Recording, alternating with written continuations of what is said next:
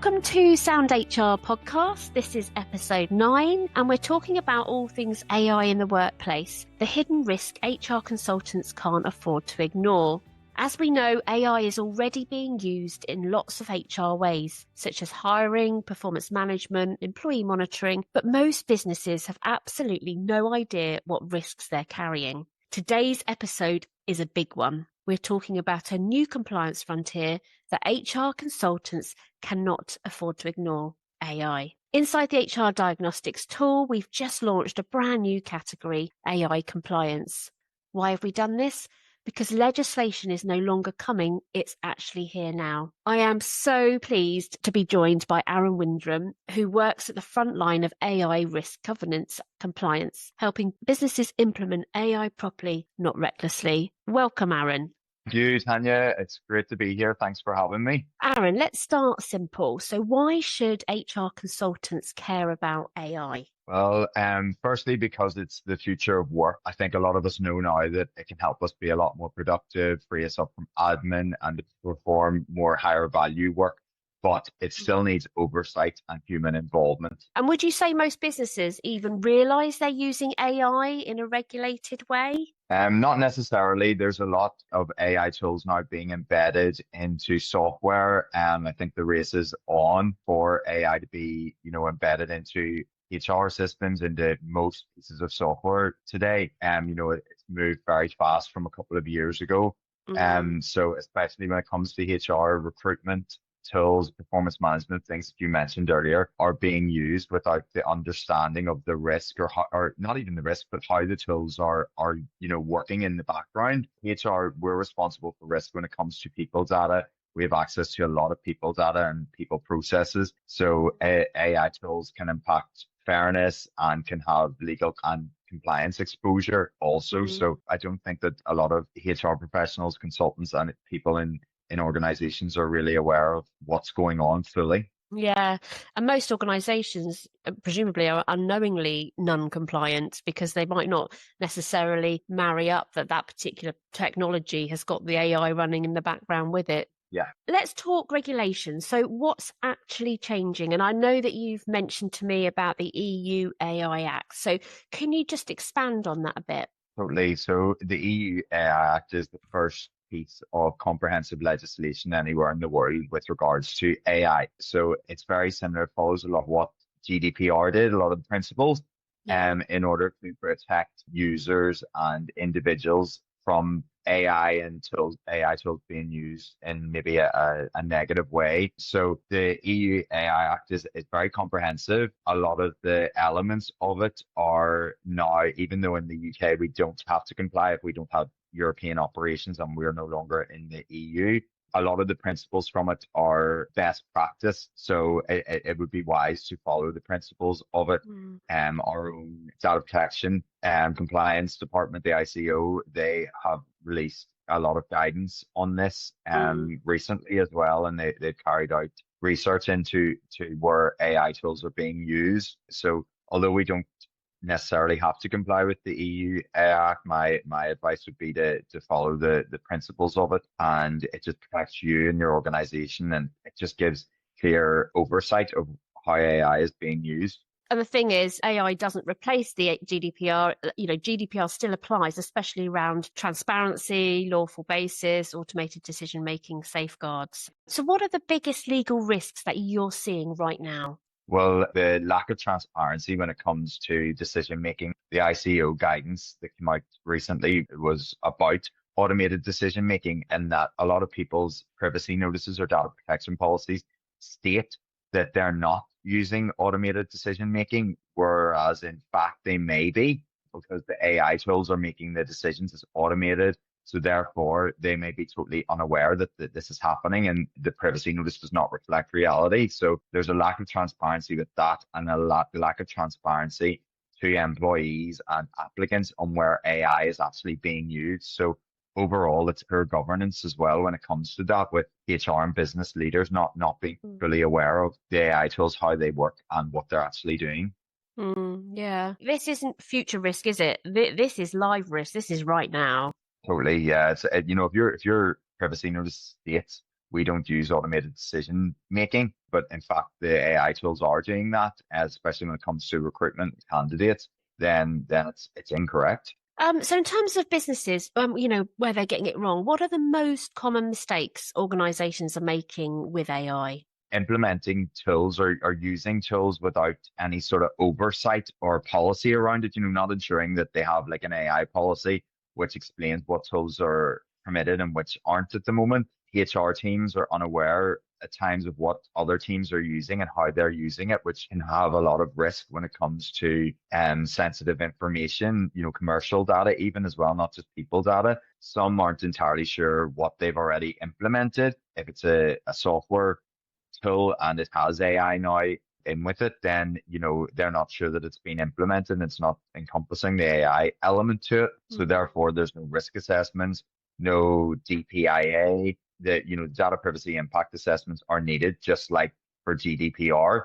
That's the best way to find out exactly, the risks and things as well, and what could be the implications. So that, and then also a lack of employee transparency, Tanya, that's lacking in a lot of businesses as well, as where AI tools are being used. And then sort of finally, there's a blind trust with a lot of people still with AI outputs, and trusting what's being given to the person by AI, and trusting that's fact when in reality it may not be. Yeah. Okay. So, let's bring this back to HR consultants. Obviously, you've helped me very kindly develop like the AI compliance module, which, I think is going to be really useful to steer consultants when it comes to, going through these assessment questions with their clients. So when HR Diagnostics flags AI risk, what typically needs to happen next? Well, it's to get an understanding of the risk that it is, what has been flagged, and then depending on what it is, it needs to be worked through and addressed. So that can be anything.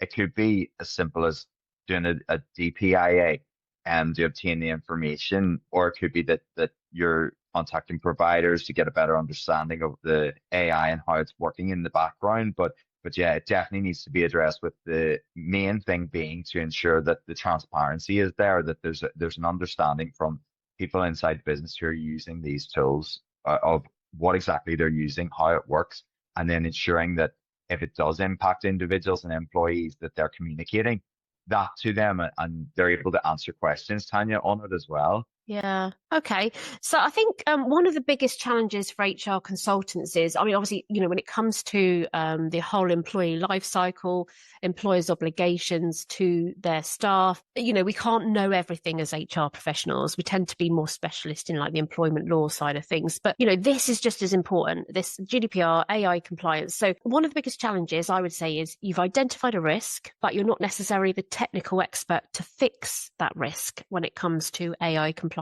GDPR, and workplace safety, those kind of topics. So, Aaron, what does hands-on support actually look like when a client comes to you? Totally. So yeah, I got into this quite early on, Tanya.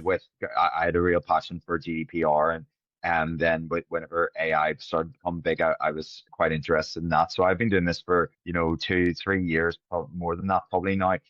So hands-on support for me is sort of practical, tailored AI implementation support. So understanding what's the issue they're trying to address, and then helping them implement a solution that works for them and achieves that goal. And then also providing governance frameworks to work with and to complete, which are tailored and individual for that organization and specifically what they're doing. And then the alignment between GDPR and AI. So with all these different pieces of legislation that overlap, which is covering everything now with the recent ICO guidance, everything's pretty much covered in the UK, also in the EU. So it's just ensuring that all areas are covered and that the communications are being made to reflect that. So, updating privacy notices, data protection policies to now incorporate the AI elements and just real world application.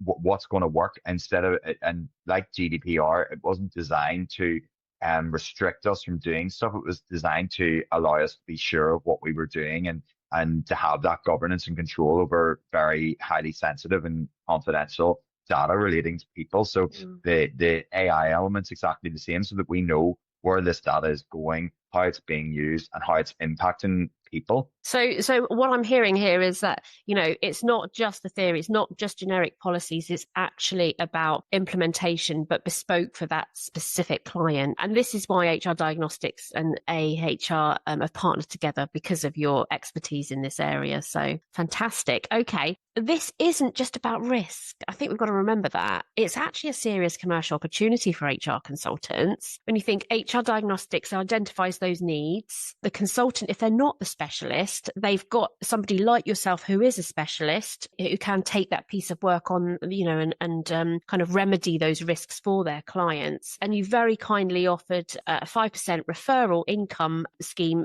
as part of that for any HR Diagnostics consultants. So that's fantastic. And so in your mind, then, why is this such a valuable partnership model for consultants? HR consultants tend to be experts in lots of areas, but I think the way we're seeing with on-demand labor and HR consultants being brought into a lot more businesses now, with just changes in the Employment Rights Act and other things, when it comes to the AI side, because I am so knowledgeable on it, it's a win-win for HR consultants to outsource that over to me. I'm obviously going to be very grateful that they sent that work my way.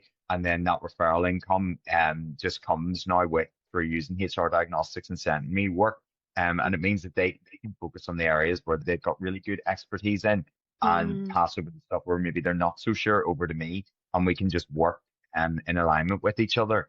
Because ultimately, we're all wanting the client to be prepared and protected at the end of the day. So it's just utilizing other consultants and helping each other just to get the work done, basically. Yeah.